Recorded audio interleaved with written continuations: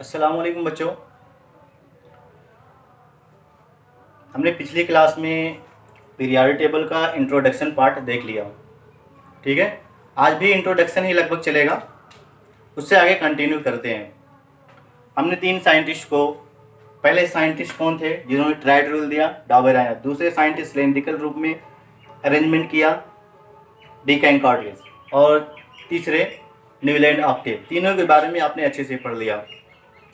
आज हम कंटिन्यू आगे करते हैं जिन्होंने पीरियाडिसिटी ला दिया। देखिए, इसमें दो साइंटिस्ट आपकी किताब में लिखे गए हैं।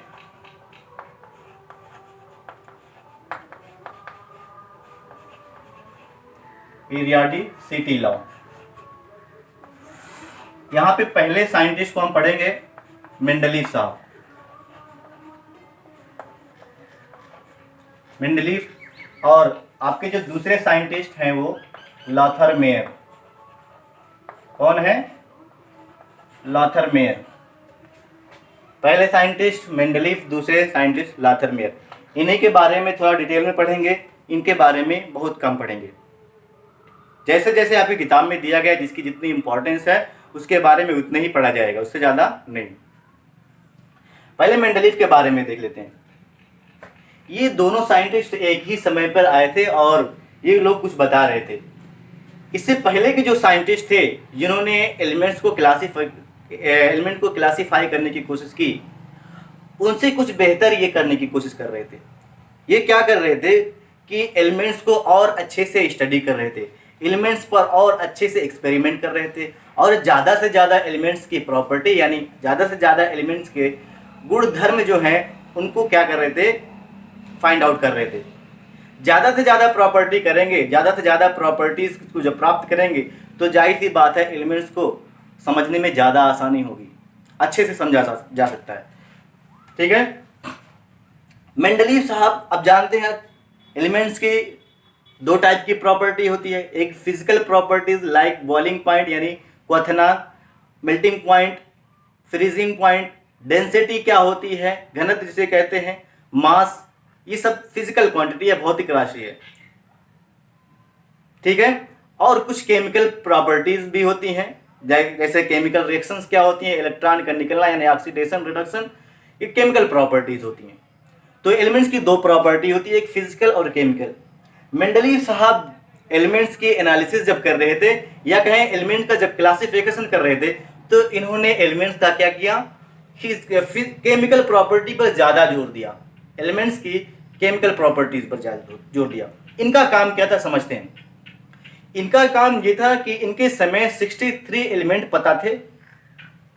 63 एलिमेंट।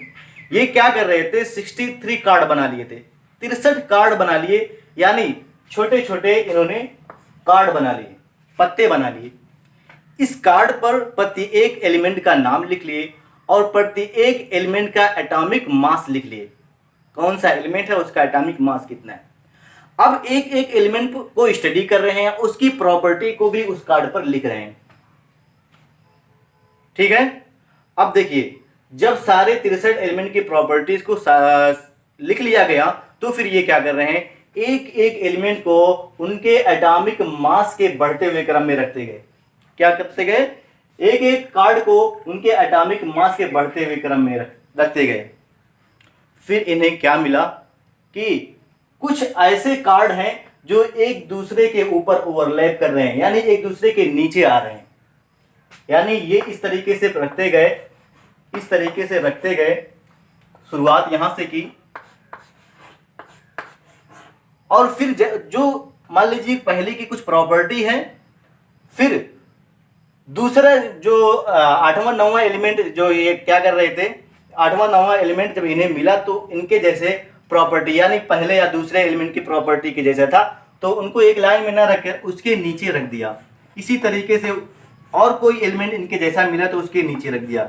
जितने एलिमेंट एक जैसे मिलते गए उनको एक लाइन में रख दिया, ऊपर नीचे। और इसी लाइन को ही बेटा क्या बोलते हैं, वर्टिकल लाइन को, वर्टिकल कॉलम को ग्रुप बोलते हैं, एक समूह बोलते हैं। यानी जो सेम प्रॉपर्टी वाले थे वो उनको एक ग्रुप में इन्होंने रख दिया। तो ऐसी ऐसी लाइनें उन्हें कितना मिली, 8, टोटल 8 लाइनें मिली। और इस तरीके की लाइनें कितना मिली, टोटल 7 लाइनें मिली। आए समझ में? पढ़ लेते हैं, इनके बारे में लिख लेते हैं। बहुत ज़्यादा डिटेल में नहीं पढ़ना है, इन दोनों को पढ़ना है, इन दोनों में ज़्यादा डिटेल में इसको पढ़ना है, लेकिन इनके बारे में भी बहुत ज़्यादा डिटेल में नहीं पढ़ना है। अभी हम एप्लीकेशन पढ़ेंगे, कंसेप्ट पढ़ेंगे कि पीरियोडिक टेबल में आगे इलेक्ट्रॉनिक कॉन्फ़िगरेशन वगैरह क्या था उसके बारे में अच्छे से सीखेंगे। अभी ये सब चल रहा है हिस्ट्री, कैसा एलिमेंट का क्लासिफिकेशन किया गया। तो आप लिखेंगे कि he takes chemical properties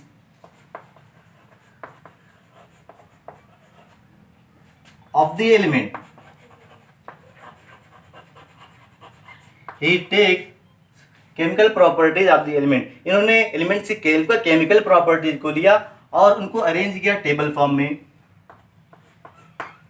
and arranged in table form, table के रूप में इसे अरेंज किया। इनके बारे में पढ़ लेते हैं। इन्होंने भी यही काम किया, लेकिन इन्होंने क्या किया, इनका उल्टा किया। He takes the physical properties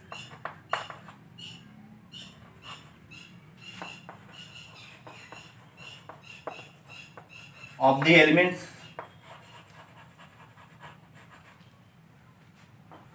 and arranged in graph form, graph के रूप में उसको अरेंज किया। ठीक है, एक तो इन्होंने फिजिकल प्रॉपर्टी रखा, फिजिक्स तो हमें आती नहीं है, उसके बाद फिजिक्स में ग्राफ और नहीं आती, तो इन्होंने फिजिकल प्रॉपर्टी को रखा हमको समझाने के लिए या एलिमेंट को क्लासिफाई करने के लिए, और फिजिक्स में ग्राफ के रूप में हमारे समझ से बाहर था, हमने इस पर ध्यान ही नहीं दिया। तो इन दोनों साइंटिस्ट ने एक ही समय पर काम किया, लेकिन ये लेस पॉपुलर रहे और ये मोस्ट पॉपुलर रहे, ज़्यादा प्रसिद्ध हुए। एम से मेंडलीफ, एम से मोस्ट पॉपुलर, और एल से लाथरमेयर, एल से लेस पॉपुलर। आए समझ में? ये कंटिन्यू करें और इसको लिख लें। देखिए, लिख लें इसको, हो गया। और देखिए क्या क्या किया इन्होंने। He arrange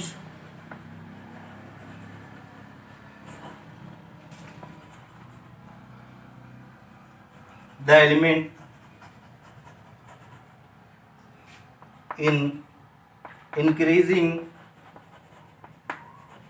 order of their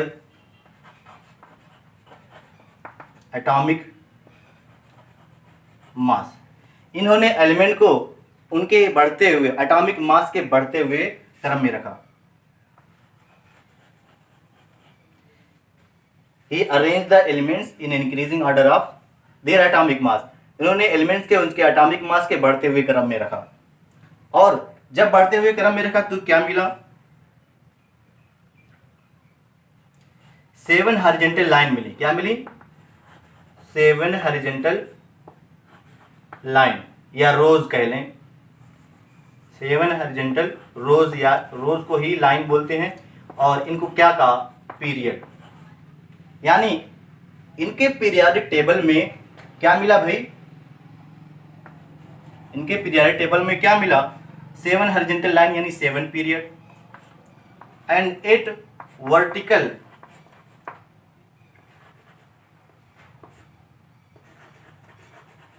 columns बने। वर्टिकल, इस लाइन को हॉरिजॉन्टल लाइन बोलते हैं, इस लाइन को क्या बोलते हैं? वर्टिकल लाइंस या वर्टिकल कॉलम। ठीक है, 7 हॉरिजॉन्टल रोज मिले या लाइंस मिले, 8 वर्टिकल कॉलम्स बने, और इन कॉलम्स को बोला गया ग्रुप या समूह, जिसे आप हिंदी में समूह कहते हो। ठीक है, ये नोट कर लो, मैं इसको मिटा दे रहा हूं, आप इसी के नीचे कंटिन्यू करते रहिएगा। ठीक है, नोट कर लीजिए जल्दी से।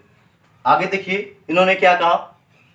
इन्होंने कहा कि the physical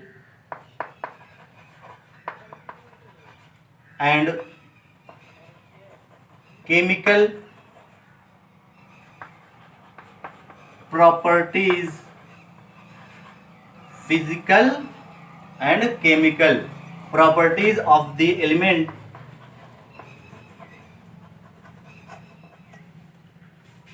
the physical and chemical properties of the elements depends on their atomic mass। बहुत बड़ा पॉइंट इन्होंने बोला। इन्होंने कहा कि ये जो फिजिकल प्रॉपर्टी या केमिकल प्रॉपर्टी है ये एटॉमिक मास के ऊपर डिपेंड कर रही है। क्यों? क्योंकि जब ये एलिमेंट को उनके एटॉमिक मास के बढ़ते हुए क्रम में लाइन से रख रहे थे तो एक जैसे प्रॉपर्टी को रखने वाले एलिमेंट्स एक दूसरे के नीचे आ रहे थे। या कहें कि ये जब एलिमेंट्स को उनके एटॉमिक मास के बढ़ते हुए क्रम में रख रहे थे तो उन्हें एक टेबल मिल गया जिसमें क्या थे, 7 हॉरिजॉन्टल लाइंस और 8 वर्टिकल कॉलम्स थे। ये इन्होंने इसको जिम्मेदार ठहराया कि ये भी जो भी प्रॉपर्टी है उसके एटॉमिक मास पर, एलिमेंट के एटॉमिक मास पर निर्भर करती है। और इसी को बोलते हैं क्या, मेंडलीव पीरियोडिक लॉ। ठीक है, नोट कर लीजिए।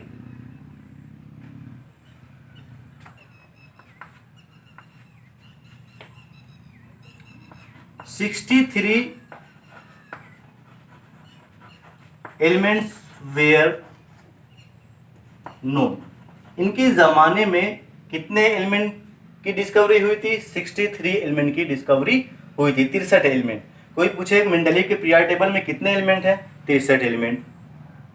आए समझ में? नोट कर लीजिए। और देखिए इन्होंने क्या कहा,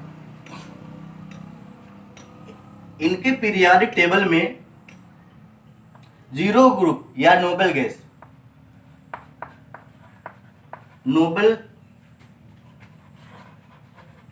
गैसेस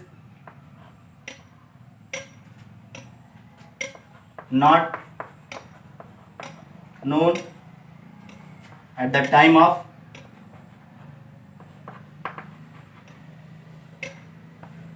नोबल गैसेस, जिसको आप बोलते हो helium, neon, argon, krypton. Noble gas अक्रिय गैस है जिसको आप बोलते हो at the time of Mendeleev के समय में नोबल गैसों की डिस्कवरी वगैरह नहीं हुई थी। इन्हें अभी उन्होंने बताया बेटा कि इनको कितने ग्रुप मिले थे? 8।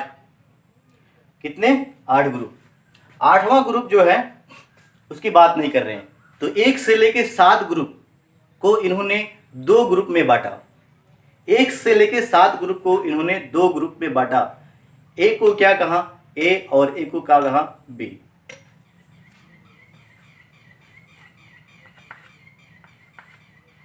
ही डिवाइड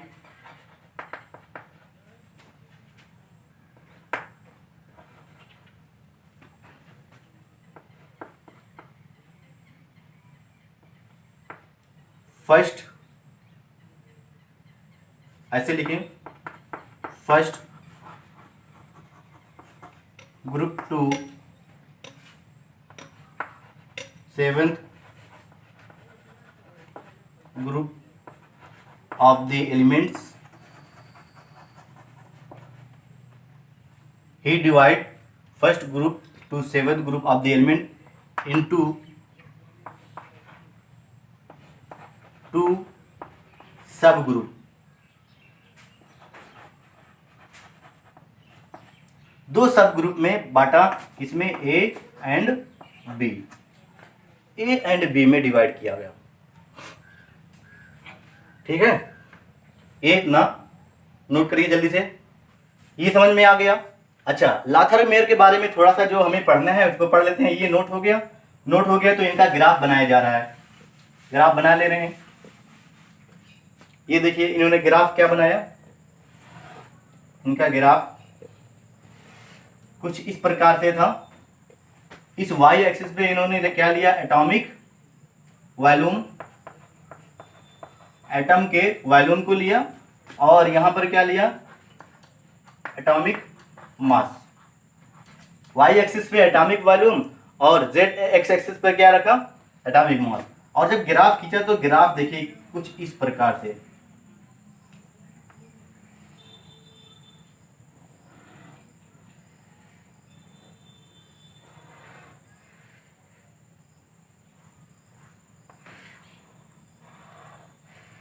इस प्रकार से ऐसे टेढ़े मेढ़े आए। देखिए पीक शिखर बन रहा है, शिखर बन रहा है, शिखर बन रहा है। ये पीक पॉइंट पर एक जैसे ग्रुप, एक जैसे एलिमेंट्स मिले, इस पीक पॉइंट पर एक जैसे एलिमेंट्स मिले, और इन एलिमेंट को इन्होंने क्या कहा, मोस्ट इलेक्ट्रो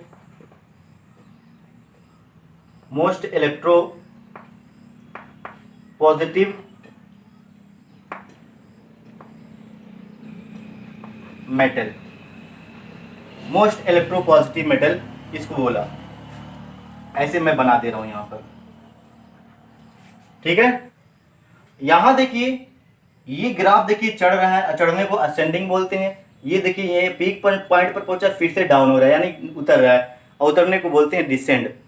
तो एक असेंडिंग पॉइंट है और एक डिसेंडिंग पॉइंट है। तो डिसेंडिंग पॉइंट पर उन्हें कुछ एलिमेंट्स मिले, एक जैसे एलिमेंट्स, ये देखिए, और इन्हें क्या बोला, लेस इलेक्ट्रो पॉजिटिव मेटल, ठीक है। और यहां पर देखिए क्या मिला, ये यहां इसको मैं स्टार बना दे रहा हूं असेंडिंग पॉइंट पर। यहां पर इन्हें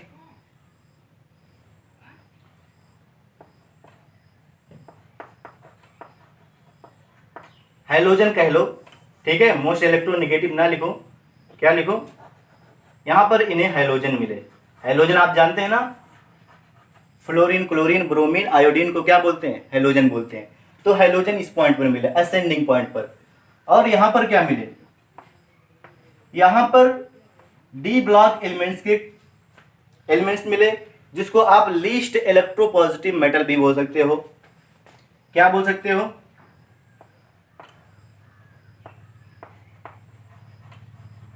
लीस्ट इलेक्ट्रो पॉजिटिव मेटल। और कुछ मेटेलॉइड भी मिले जो मेटल और नॉन मेटल दोनों की तरह काम करते हैं, उन्हें मेटेलॉइड कहते हैं, मेटल एंड मेटेलॉइड।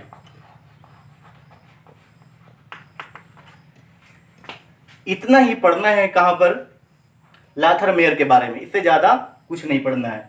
ये नोट कर लीजिए, सवाल ऐसे आता है, यहाँ पर ए दे देगा, यहाँ पर बी, यहाँ पर सी, पूछा जाएगा कि यहाँ पर ए का मतलब क्या है, तो ऑप्शन में रहेगा कोई मोस्ट इलेक्ट्रो पॉजिटिव, यानी जब मैं पढ़ाऊंगा S block, P block, D block, तो इस ब्लॉक में फर्स्ट ए आता है, तो वहां पर वो एलिमेंट होते हैं जिसको हम मोस्ट इलेक्ट्रो पॉजिटिव बोलते हैं। तो वो वाले element like lithium, sodium, potassium, rubidium, ये सब यहां पर आएंगे, ठीक है, बताया जाएगा आपको। ये नोट कर लीजिए, मैं इसको मिटा रहा हूं। ये टेबल आप क्या करें, बंद कर दें। अब यहां पर मैं पढ़ाऊंगा सिर्फ और सिर्फ मेंडलीव के बारे में, लाथर मेयर के बारे में क्लोज, ये आप टेबल क्या करें, क्लोज कर दें। मेंडलीव का मैं कुछ एडवांटेज पॉइंट बताऊंगा, एडवांटेजेस इसके क्या है, इसके लाभ क्या है इनके पीरियोडिक टेबल के, और मेंडलीव के मैं डिसएडवांटेजेस पॉइंट बताऊंगा, या इनके डेमराइट्स बताऊंगा, इनकी कमी बताऊंगा, इनके अवगुण बताऊंगा।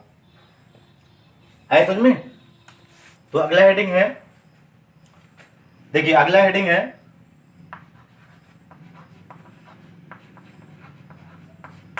Advantages of Mendeleev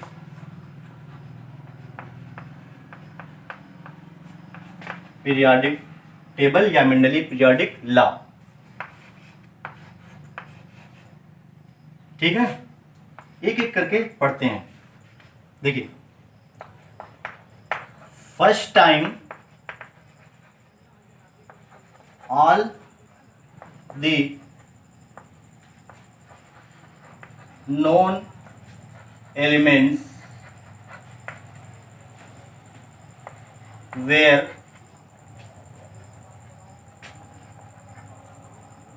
classified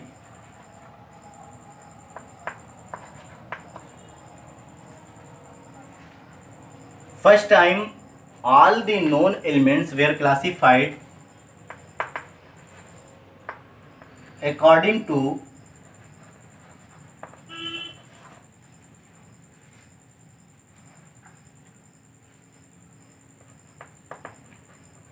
similar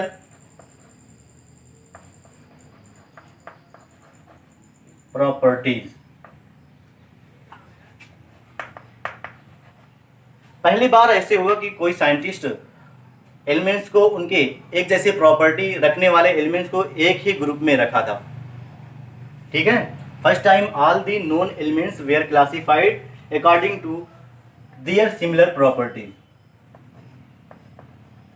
according to, यहां पे लिख लेंगे बीच में, देयर सिमिलर प्रॉपर्टीज। पहली बार ऐसा हुआ कि कोई साइंटिस्ट क्या कर रहा है, जो सेम प्रॉपर्टी वाले एलिमेंट है उनको एक ग्रुप में रख रहा है, या ऐसे कहें कि जो भी ग्रुप बने हैं उन ग्रुप में जो भी एलिमेंट्स हैं उनकी प्रॉपर्टी सेम थी। दूसरा पॉइंट देख लेते हैं, he encouragement, encouragement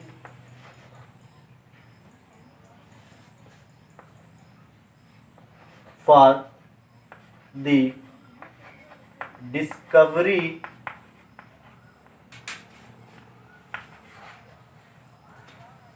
of some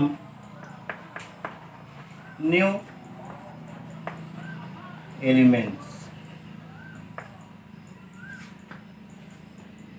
क्या किया, इन्होंने नए नए एलिमेंट्स की खोज के लिए प्रोत्साहन दिया। कैसे प्रोत्साहन दिया देखते हैं।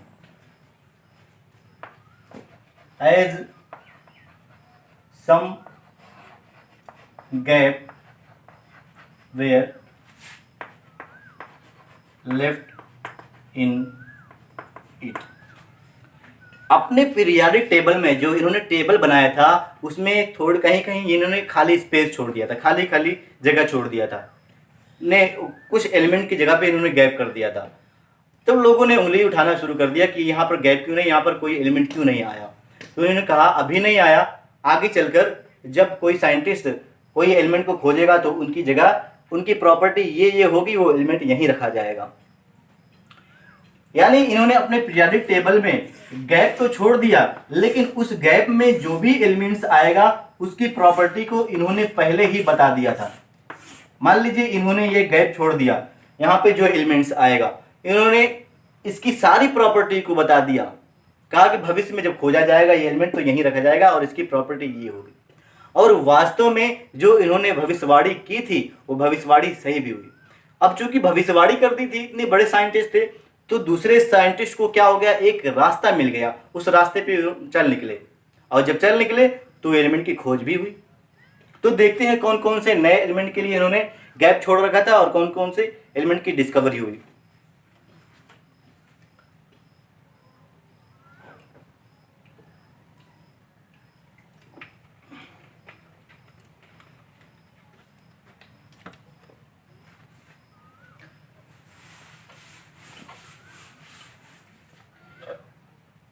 इन्होंने देखिए एक गैप छोड़ रखा था और उस गैप में जो एलिमेंट्स की डिस्कवरी होने वाली थी उसका नामकरण कर दिया था एका एल्यूमिनियम।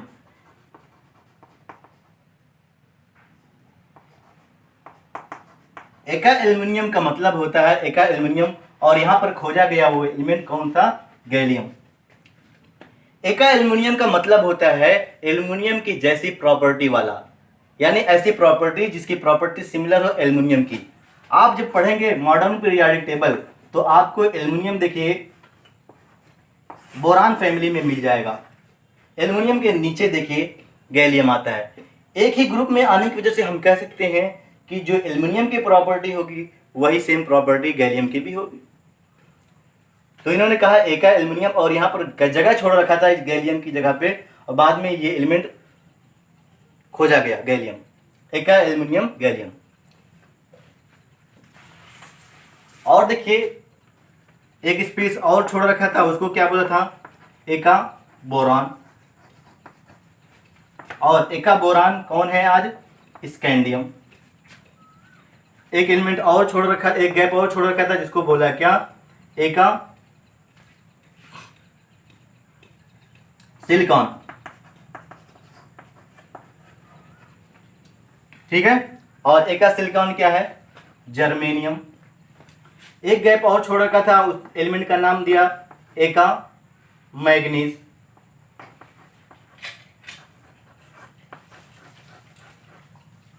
और एका मैग्नीज क्या है भाई? टेक्नीशियम।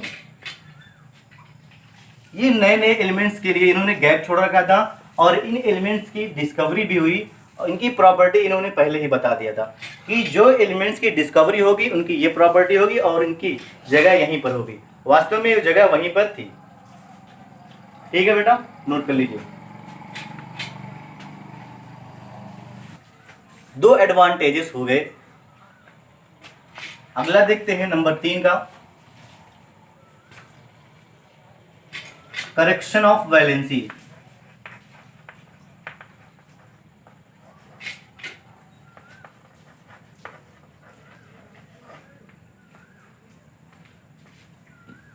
Correction of valency.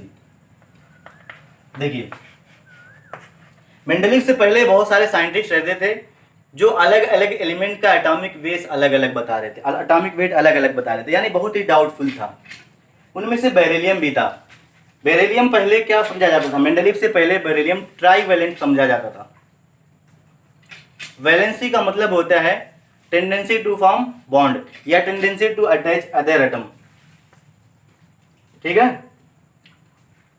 तो बेरिलियम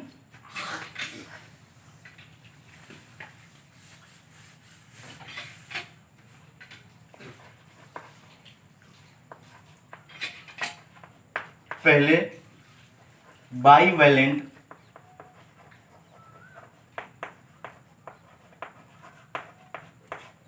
समझा जाता था। लोगों की अंडरस्टैंडिंग बेरिलियम के बारे में क्या थी कि बेरिलियम पहले ट्राईवैलेंट समझा जाता था।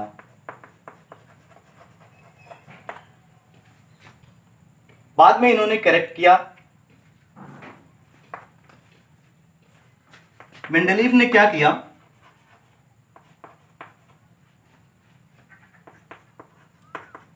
बेरिलियम को सेकेंड ग्रुप में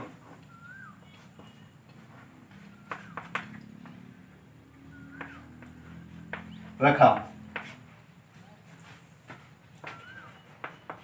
और कहा कि इसकी वैलेंसी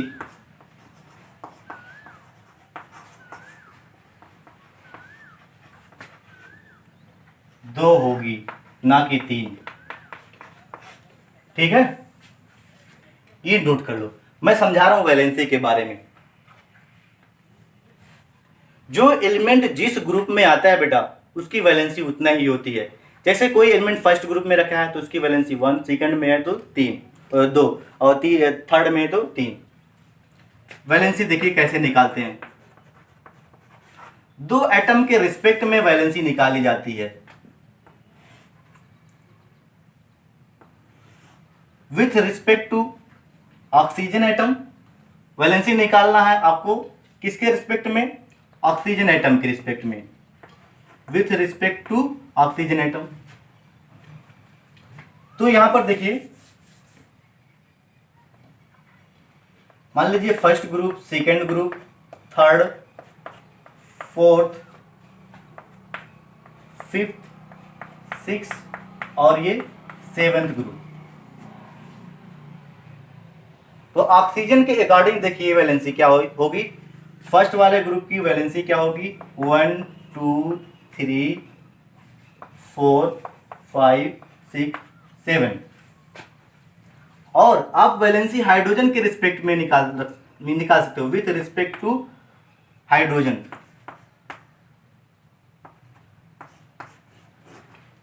कैसे निकालोगे? देखिए, अगर फर्स्ट ग्रुप में है तो उसकी वैलेंसी 1, अगर सेकेंड ग्रुप में है तो 2, थर्ड में है तो 3, फोर्थ में है तो 4 और फिफ्थ ग्रुप में कोई एलिमेंट है तो हाइड्रोजन के रिस्पेक्ट में फिफ्थ ना कर देना, सिक्स में है तो सिक्स ना कर देना, सेवंथ में है तो सिक्स। हाइड्रोजन के रिस्पेक्ट में कोई भी एलिमेंट्स हो उसकी वैलेंसी 4 तक तो बढ़ती है, लेकिन जैसे ही 5 पर पहुंचते हो फिर से क्या हो जाती है, घटती है, यानी 3 और उसके बाद 2 और 1। हाइड्रोजन के रिस्पेक्ट में मैक्सिमम वैलेंसी कितना होगी बेटा, 4 होगी, 5 नहीं। आए समझ में? ये नोट कर लो, मैं इस पे एक सवाल कराता हूं।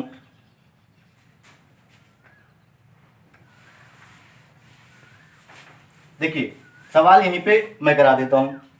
सवाल ये है, एक एलिमेंट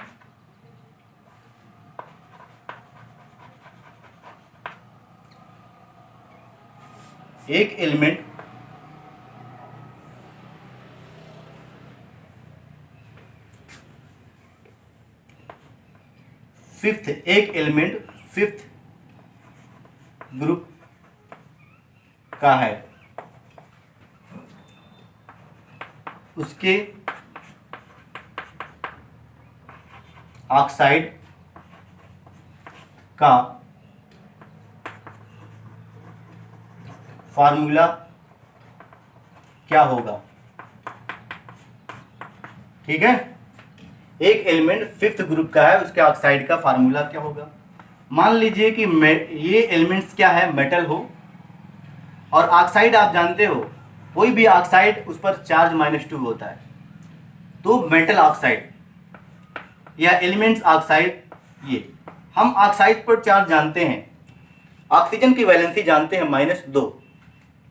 ऑक्साइड में ऑक्सीजन की वैलेंसी कितना होती है, -2। अब एलिमेंट्स का अगर हमें इसकी वैलेंसी पता चल जाए तो इसके फार्मूला पता चल जाएगा। हमने कहा एक एलिमेंट फिफ्थ ग्रुप का है, यहां पर गए फिफ्थ ग्रुप में, ऑक्सीजन के इस रिस्पेक्ट में इसलिए देख रहे हैं क्यों, क्योंकि ऑक्सीजन इस कंपाउंड में है, तो हमें ऑक्सीजन के रिस्पेक्ट में ही देखना पड़ेगा। अब जाहिर सी बात है क्या कि फिफ्थ ग्रुप में है तो इसकी वैलेंसी क्या होगी, +5। अरे भाई कोई कंपाउंड है उसमें एक माइनस होगा तो एक प्लस होगा, ये ऑक्सीजन माइनस है हम जानते हैं, तो ये क्या होगा, प्लस। इसका चार्ज क्या हो जाएगा, इसका नंबर, इसका चार्ज क्या हो जाएगा, इसका नंबर। तो देखिए क्या हो जाएगा, M2O5। इस एलिमेंट ऑक्साइड का या कहें इस मेटल ऑक्साइड का फार्मूला देखिए क्या हो जाएगा, ये M2O5, ये आंसर। अगला सवाल देखिए,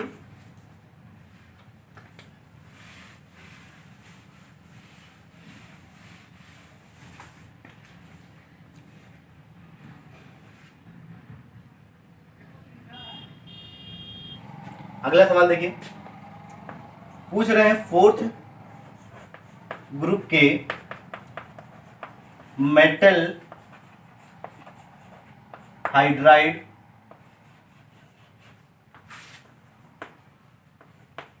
का क्या होगा, फार्मूला क्या होगा।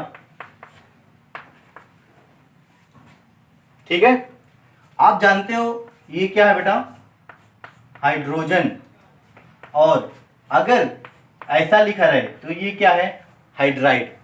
ये हाइड्रोजन है, ये क्या है, हाइड्राइड। ठीक है, ये क्या है, अगर X लिख दूं तो ये X2 हाइड्रोजन, अगर यहां पर ये लिखा रहे X- हाइलाइट, ये हाइड्रोजन क्लोरीन, क्या, क्लोरीन, और अगर मैं Cl- लिख दूं तो क्लोराइड। हाइड्रोजन जो है वो मेटल और नॉन मेटल दोनों की तरह काम करता है। आए समझ में बेटा? तो अगर वो मेटल के साथ में है तो नॉन मेटल की तरह काम करेगा, नॉन मेटल के साथ में है तो मेटल की तरह काम करेगा। यहाँ पे मेटल हाइड्राइड, यहाँ पर जो हाइड्राइड है यानी हाइड्रोजन जो है वो हाइड्राइड फॉर्म में, नॉन मेटल की फॉर्म में है, ये इस रूप में होगा। तो आपको फार्मूला पता होना चाहिए कि हाइड्राइड का मतलब क्या होगा। जैसे यहाँ ऑक्साइड का मतलब जानते हो O चार्ज -2, वैसे ही यहाँ पर क्या होगा, हाइड्राइड का मतलब क्या होगा, H-1।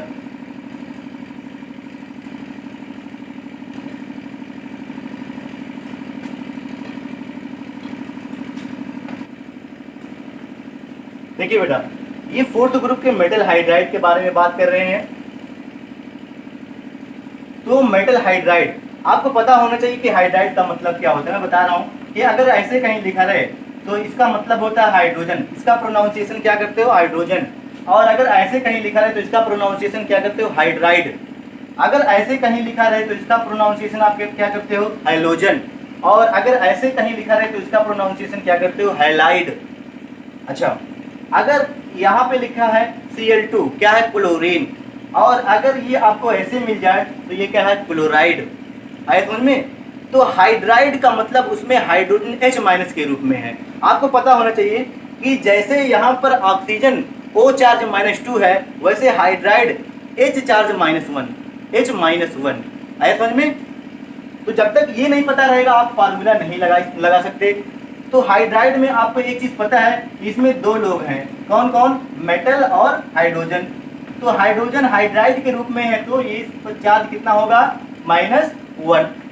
अब हमने कहा कि फोर्थ ग्रुप के मेटल हाइड्राइड, यानी ये जो मेटल है वो फोर्थ ग्रुप का है। अगर फोर्थ ग्रुप का मेटल है तो उस पर चार्ज क्या हो जाएगा, +4। ये इसका नंबर, ये इसका नंबर क्या हो जाएगा, ये 1 है, कितना चार्ज है, 1, तो m हो जाएगा। इस पे चार्ज कितना है, 4, तो यहाँ पर क्या हो जाएगा, MH4। ये मेटल हाइड्राइड का क्या हो गया, फार्मूला हो गया। कैसे फाइंड आउट किया, वैलेंसी से, कि अगर ऑक्सीजन एटम के रिस्पेक्ट में निकालना है तो वैलेंसी 1 से लेकर 7 तक बढ़ती है, लेकिन हाइड्रोजन के रिस्पेक्ट में अगर वैलेंसी निकालना है तो आप जानते हो कि 1 से लेकर 4 तक बढ़ती है, फिर से घटने लगती है। मैक्सिमम वैलेंसी हाइड्रोजन के रिस्पेक्ट में 4 होती है। नोट कर लीजिए इसको। तो 3 प्रॉपर्टीज को हमने पढ़ रखा। अब ये प्रॉपर्टीज हो गई किसकी, मेंडलीव साहब की। अब इसके कुछ क्या पढ़ते हैं, डेमराइट्स पढ़ते हैं, यानी कुछ दोष क्या है इनके, क्या अवगुण थे, क्या कमियां थी, वो पढ़ लेते हैं।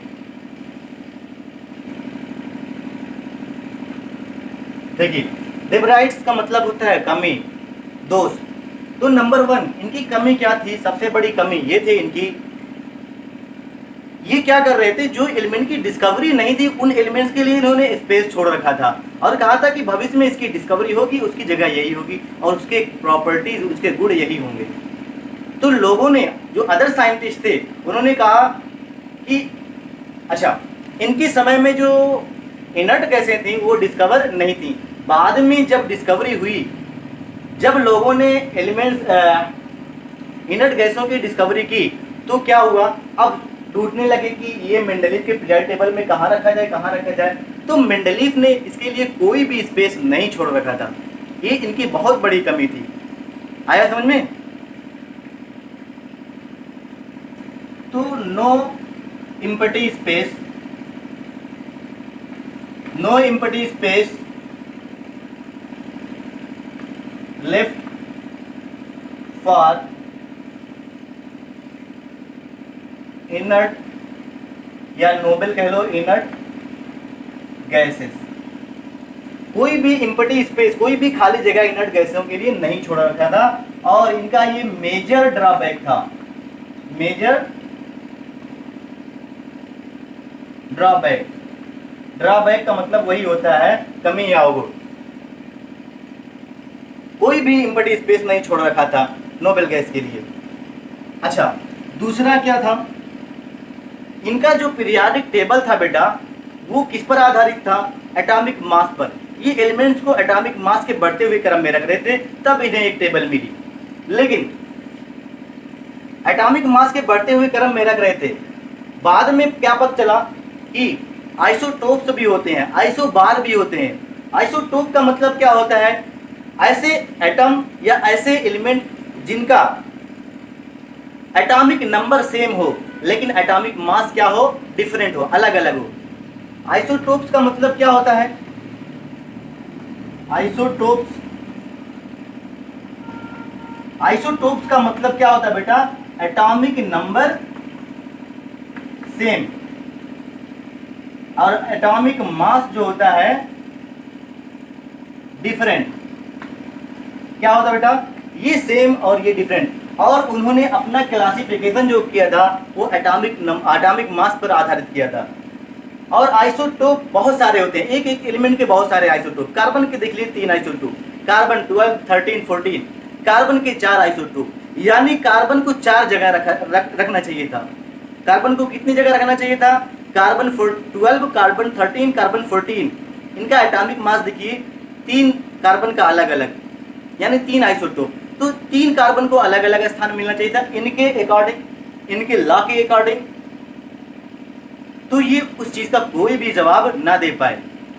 ठीक है,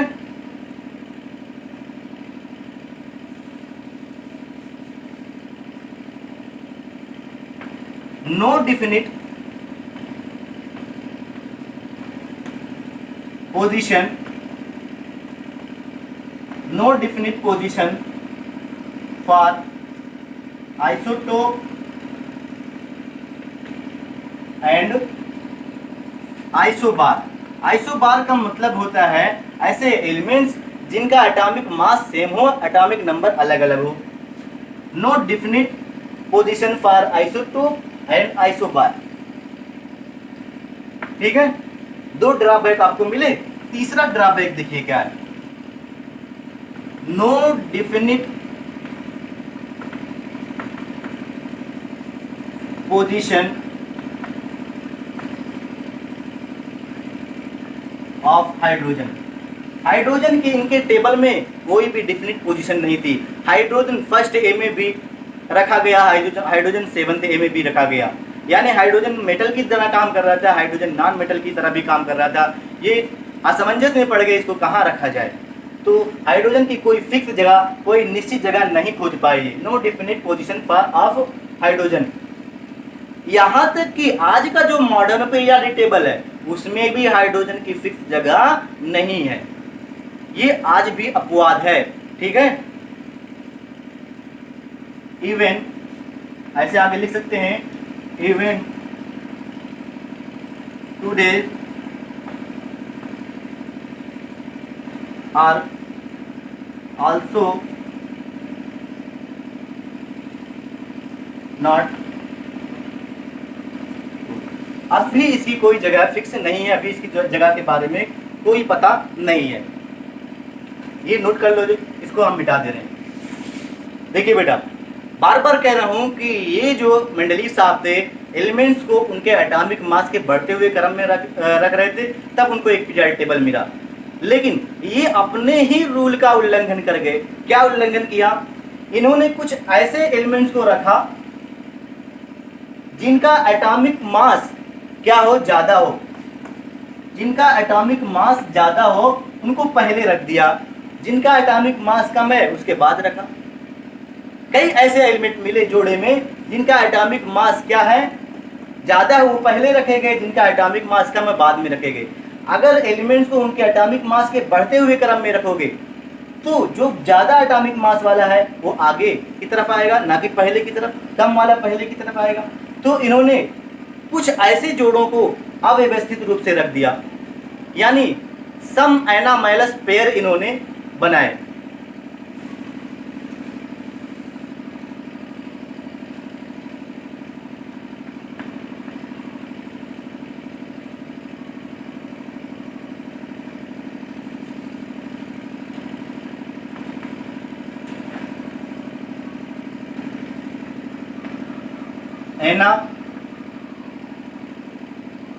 एनामाइलस pair of the elements.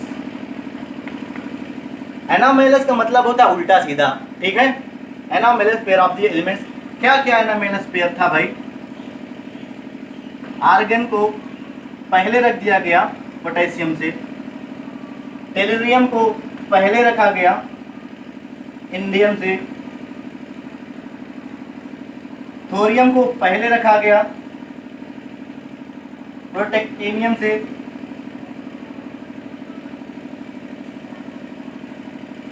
Cobalt को पहले रखा गया निकिल से। अब मैं इनके बारे में कुछ बता रहा हूं। देखिए, आर्गन का एटॉमिक मास क्या होता है बेटा?